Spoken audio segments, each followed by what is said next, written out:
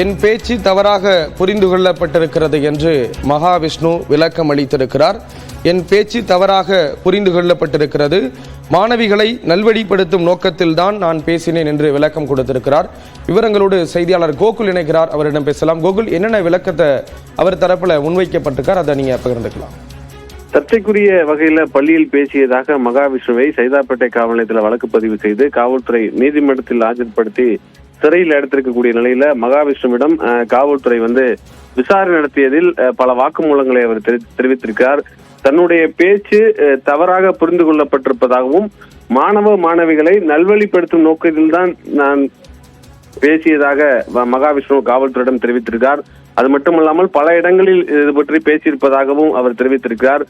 தொடர்ந்து ஆஸ்திரேலியாவிலிருந்து வந்த மகாவிஷ்ணுவை விமான நிலையத்தில் வைத்து போலீசார் கைது செய்தார்கள். இந்த சர்ச்சைக்குரிய பேச்சு குறித்து மகாவிஷ்ணுவிடம் காவல்துறை விசாரணை நடத்திய போது இது போன்ற வாக்குமூலத்தை அவர் அளித்திருக்கிறார்.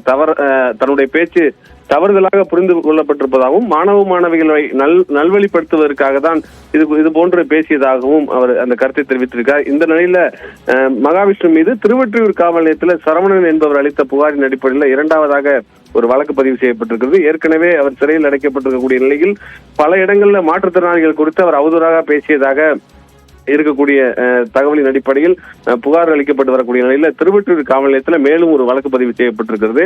இந்த வழக்கை பொறுத்தளவு சிறையில் அடைக்கப்பட்டிருக்கக்கூடிய மகாவிஷ்ணுவை போலீஸ் காவல் எடுத்து விசாரிப்பதற்கும் காவல்துறை முடிவு செஞ்சிருக்காங்க. ஸ்ரீராம், விரிவான தகவல்களை கொடுத்தீங்க, நன்றி கோகுல்.